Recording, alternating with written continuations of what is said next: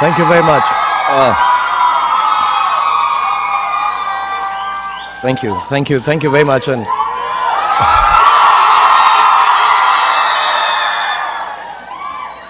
thank you very much. It's really nice to be here, and I love you too. Yeah.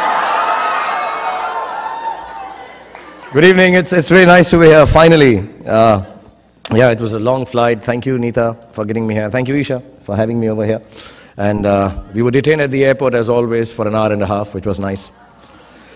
Yeah, it always happens. It's nice. You know, whenever I start feeling too arrogant about myself, I always take a trip to America.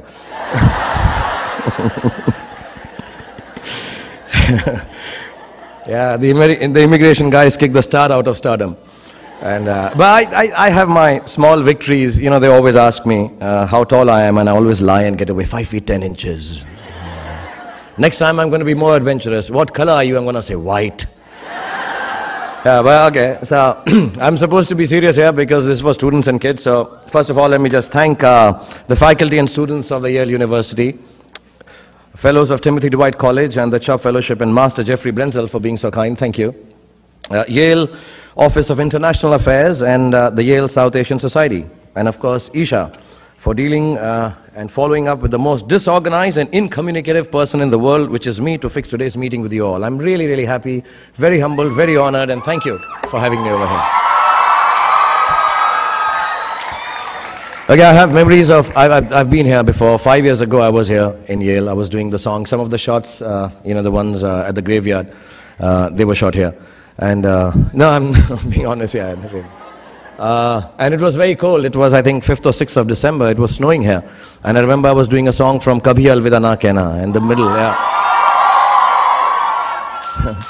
And I was trying to kiss Rani Mukherjee while mouthing the words. We do that in Bollywood for all the guys who don't know how it is. Yeah, we sing songs and we try to kiss girls at the same time. And I'm being honest, my mouth froze in the middle of Kabhi Alvida Na. Yeah, I had a lockjaw, yeah. So I'm hoping my second outing to Yale is a little better, because otherwise it just won't sound right if I was to get stuck on. I don't know what you guys call yourselves, Yale tides, Yalers. Yeah, that. But I hope I don't get stuck at yeah and go beyond that, eh? So I was told not to dwell too much on my movies when I spoke to you. I am to give you an inspirational talk, tell you stuff you can think about when you leave this room. Now that worries me, it gives me performance anxiety. About 1,500 of you here, hoping to hear words of wisdom from this sexy, desirable man who couldn't kiss a girl last time he was in Yale because it was too cold. But I want to tell you right in the beginning, I'm not that guy. I'm sexy and desirable, but I'm not about to leave you any more inspired than you were when you walked in here. And I did this lame joke on Google. Yes, I go to Google and search everything there. Even my next script I'm searching on Google now. And the joke was like this: a dying man gasping for breath desperately gestured to the priest by his side for a piece of paper. With great effort, he then wrote a few words on it, handed it to the priest, and passed away. The priest kept the paper in his pocket and forgot all about it until the final service. Here he suddenly recalled the dead man's last scribble. Unfolding the paper, he told the funeral congregation that he was about to read great words of inspiration from the dying man. He opened the paper. The piece of paper had these words on it: "You are standing on my oxygen tube, you fool." So I'm going to be kind of like that priest. Don't expect words of wisdom from me. I'm just going to tell you my life's journey in very simple words, and which may not leave you inspired, but will help you survive this life. And if you can do that, kids, if you can survive, happiness, creativity, and success will follow on its own. Only I hope my words will give you enough insight when you hear the story that I have to tell you, that you can tell the world, move over, you're standing on my oxygen tube, I need to breathe, yeah. So journeys can be defined by age and time, or even by destinations, as most often they are. But I feel it's hard for me to tell you the story of my life in those terms, because the concept of time has always eluded me. The day my father died seemed longer than my entire childhood. The day I felt my first success seemed fleetingly long, not long enough perhaps. I wondered where it went. Even the cycle of time confounds me. I work the dark until sunrise on most days and fall asleep as the world awakens to light. My friends call me an owl. I like to think of myself as Batman, the Prince of Darkness. As some of you would know, I have a superhero fetish, yeah, so I keep bringing this back. Age, age is not my forte either. I still cannot fix my own. Am I 45 or 15? If I could, would I be romancing girls 1/3 my age who normally would call me uncle? I had so much fun collecting the action figures of my last film called Ravan that none of the critical reviews tanking my film affected me at all. And as for my destination, I don't think I ever knew one. I walk, I run in the direction of my dreams. Things change along the way, people change, I change, the world changes, and even my dreams change. I don't have a place to arrive. I just keep doing what I know how to do the best that I can do it. I'll probably end up deluded, a geriatric, in a wheelchair, wearing a cape and tights, imagining my... So I'll tell a story, but I'll tell it in my own way, in the language of my perceptions, in the things I think matter beyond fame, success, and the dyeing of my grey hair. I have understood, and nothing else matters. If you take anything out of it, good. Otherwise, I've been told by the master, I can put on music and dance for you on Chamak Chalo.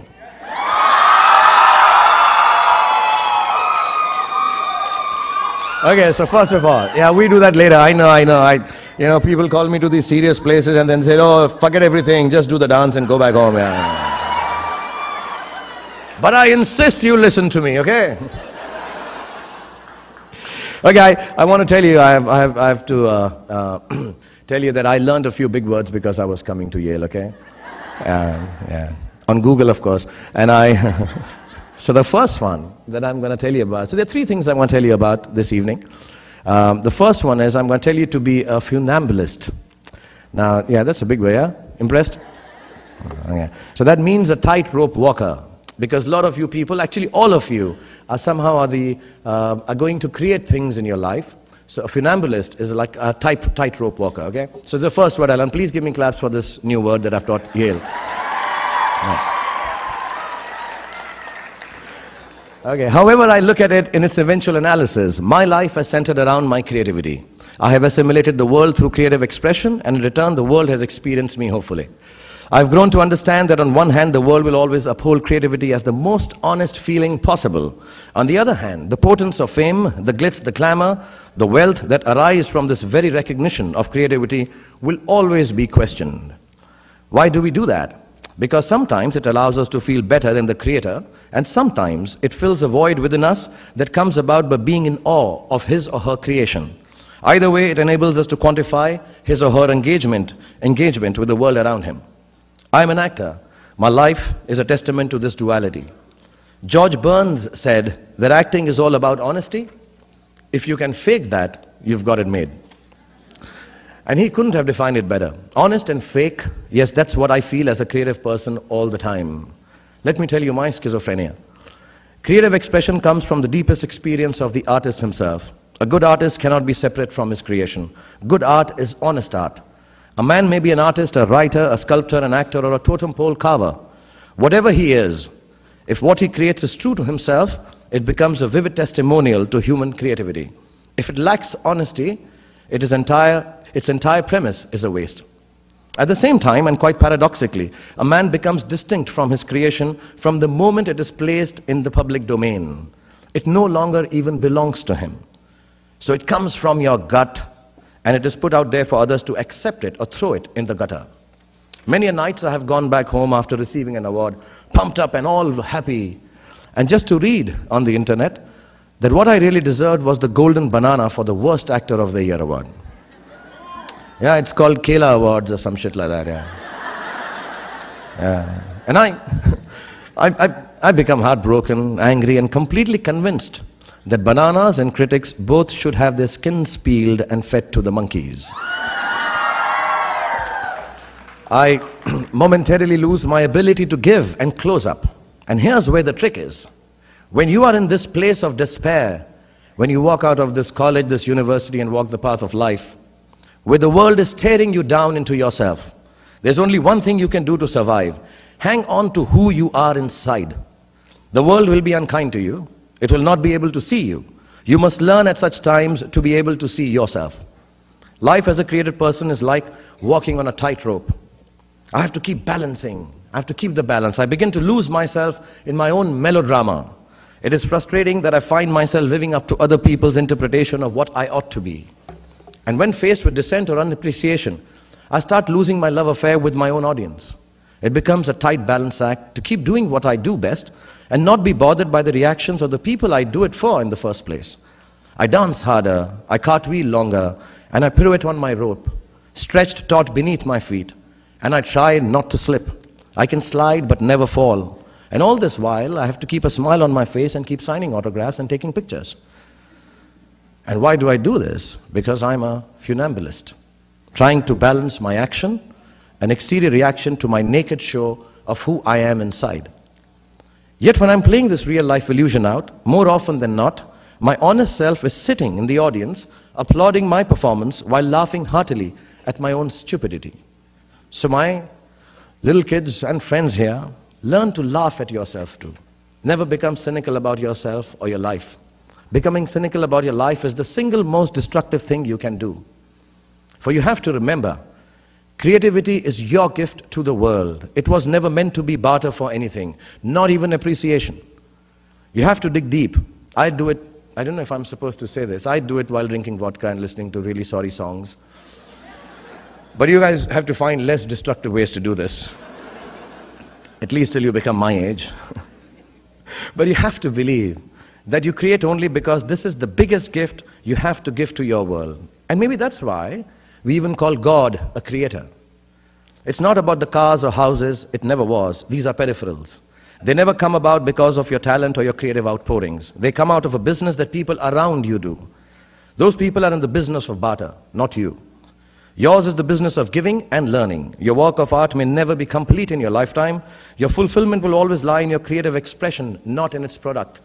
So look beyond the brickbats, the critics, and know within you that you always have a choice between barter and creation. Life as a creator will always be a tightrope. So do not try to feed your stomach with creativity. It is food for the soul, not your stomach.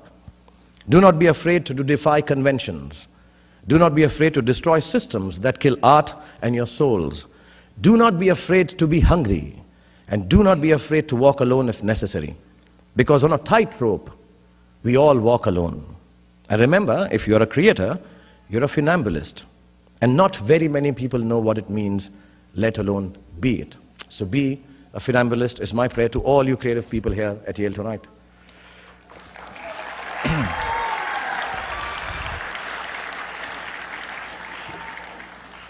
The second thing I want to tell you, and I'll go over it fast before you get too bored, is love your punching bags.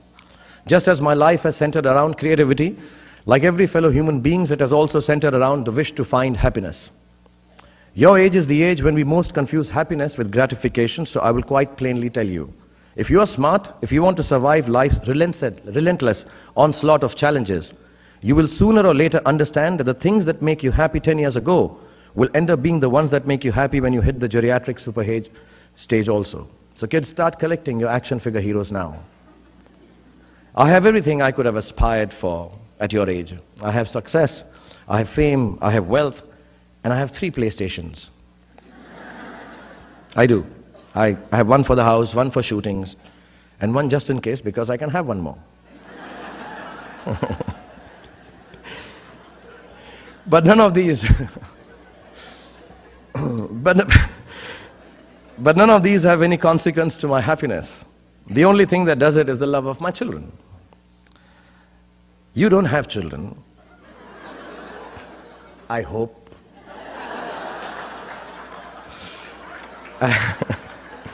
Not yet. And if you have, don't tell the master. But you have parents. And you have people you love. And nothing in this world of everything means more than that. Happiness, in other words, lies in the things you will never be able to count. To me, it is no more than cuddling to my kids and watching iCarly or the Family Guy. Yeah. I think Family Guy is very cool. And then I think iCarly is also very sweet. Yeah. Most of the time I do that. The other day my son and I stumbled upon Kama Sutra on the net. And I can tell you that experience was not very happy. He's 14 and he knew more about the poses than I did. That sucked, yeah. I want you to understand this business of happiness well, because I know at one level all parents are actually the same. Some look sterner, some are less fun, some are embarrassingly weird. But for each parent, the bottom and the top line of their lives is this: you kids are the greatest source of happiness. Parents want nothing in return, just that you respect that feeling, that's all. I'd like to narrate an incident of my own children. First of all, let me be very clear, I do believe girls are from the planet Venus. My girl comes from a place of gentleness, caring, love, intelligent, and all things beautiful. My boy comes from, I'm too good to be your son planet. And I know this may make me very unpopular, but I wanted to say this while I was flying here, that if one thing that you take away from this lecture tonight, I want everyone to know, boys are obnoxious. Yeah. They are philandering, lying, cheating, supercilious, sneering, snobs. Girls are good. Yeah. लड़कियों को पटाने के लिए ऐसा करना पड़ता है. But I believe that. I like girls. I think girls are much better. I was in London shooting and missing my kids, and I'll give you an instance. Being from the boring school of people who send writings to their kids in the hope of making them better human beings, I sent my daughter this verse from a poem by E. E. Cummins. And you guys should read the poem. It's fantastic. And this poem is for all the girls here. So I want to read this out. I do not know what it is about you that closes and opens. Only something in me understands. The voice of your eyes is deeper than all roses. Nobody, not even the rain, has such small hands. And this is for all you girls, and the only smaller hands is, I guess, this little kid who's crying there. But wait. I sent this message to my daughter, and I instantly received this text message in return. I love it, Papa. It is beautiful. I'm going to write it in my secret diary with the secret lock and keep it in my secret hiding place under the Katy Perry and Lady Gaga poster. I love you, and I miss you. I'm too excited watching Hunger Games tonight.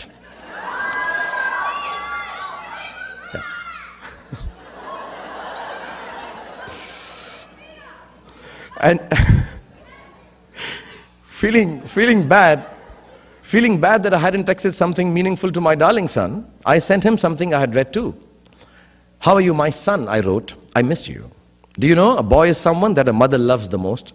Little girls hate him.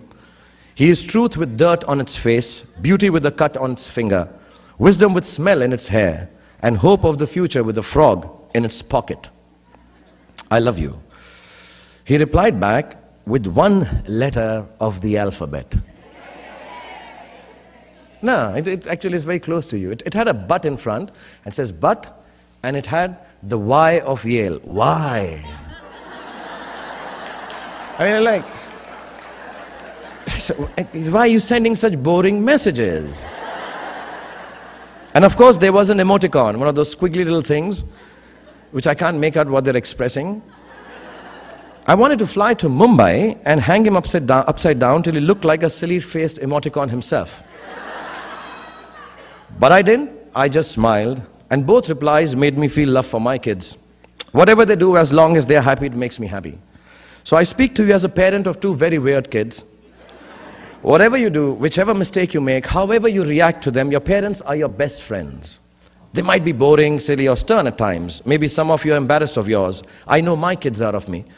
But if ever any of you are in trouble, of any kind, the best friends you can always trust to watch your backs are your parents. They will always come good. I lost my parents very early in my life, and I miss them dearly. So all of you who still have yours, don't listen to them. Fool them if you must. A bit of lying is also welcome. But make sure you cherish what you have, because when you don't have them, like me, you really miss someone to be rude to, someone you can take for granted, someone to say and do whatever you wish with. You miss the comfort of being loved unconditionally. I call parents unconditional and forgiving punching bags who feel happiest when they get bashed up by the kids. If you want to survive life, it's best to begin to respect the gift of love right now. As children, your first teachers of this acceptance are your parents. If you're unable to accept the love they give you, in whatever form it arrives, even if it's in the form of a tight slap across your faces, then when you become a parent, you will end up having to learn this lesson somewhat more harshly from teachers you give birth to. Those are your kids. And learning Kama Sutra from my son is not a great idea, you would agree. Incidentally, he studies in the school that Isha's mom runs in India. I have to say, ma'am, your syllabus is quite different from the one I used to study when I was 14.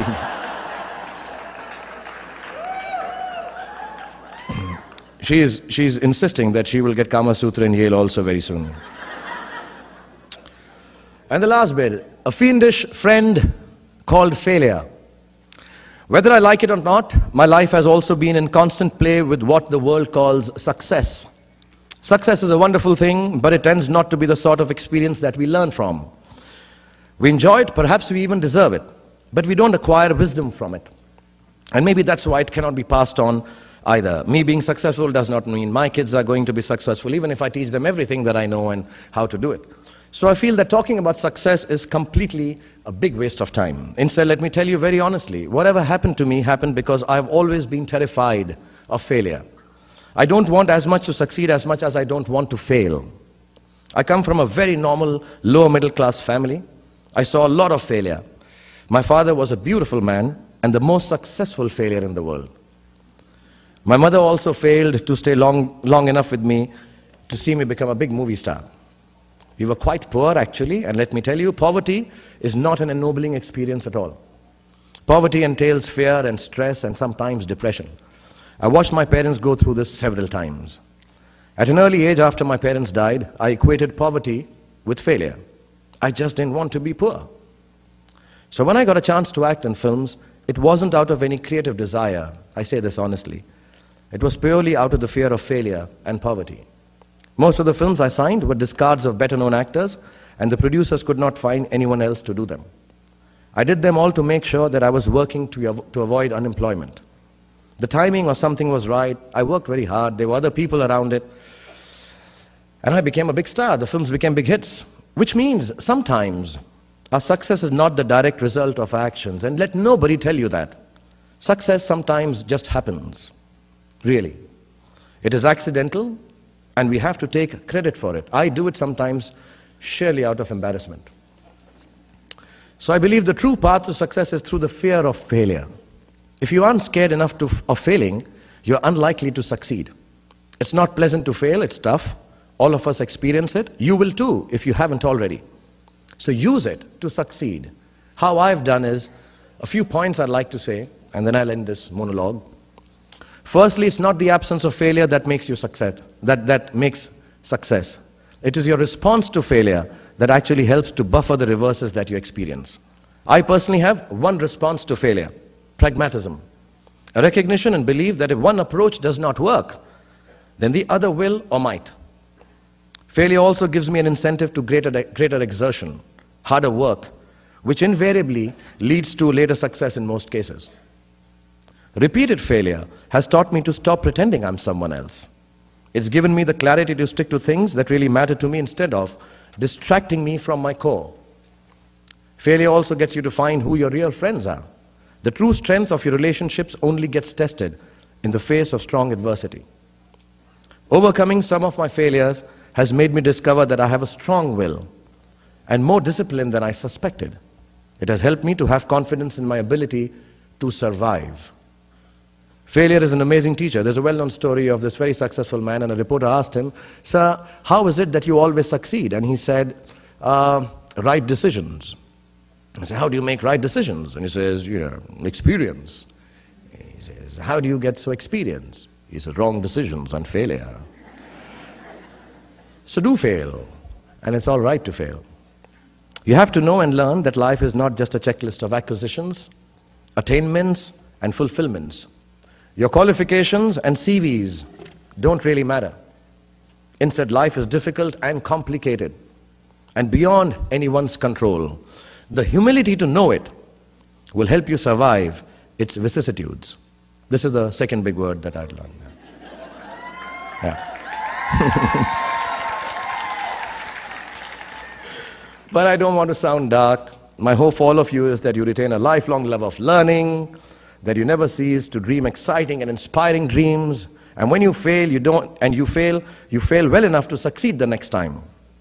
Don't be afraid of being afraid. Be afraid of not facing your fears and failures. As I was coming here, and this is my dream, I was telling the press outside when I walked in here, I sent a message to my little daughter who's 11 and a half, my son 14, and I said, it's one of the most beautiful institutions I've seen in my life. Genuinely, you guys are fortunate to be studying here. And I really wish my kids are good enough like you, all you young boys and girls and all the parents who've helped them do this, are good enough to reach here and study and get this opportunity. So I wrote to my daughter and said, so pretty and nice and beautiful, I wish you could come and study here. And she sent me back a long message, as she always does. Is it pretty, Papa? Is it nice? Is it snowing there? Because I told her last time I was here it was snowing. And my son sent me one alphabet. K. Which I have understood when you extend means okay. Yeah. And for some reason he's also written, Papa, Chuck Norris has trained his dog to pick up its own poop. Because Chuck Norris will not take shit from anyone.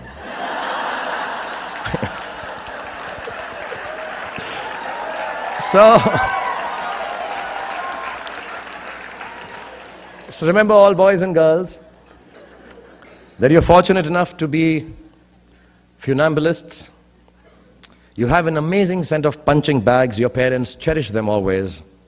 And failure is your fiendish friend. Keep him close. And as my son sent a message, don't take no shit from anybody. God bless you. Thank you very much.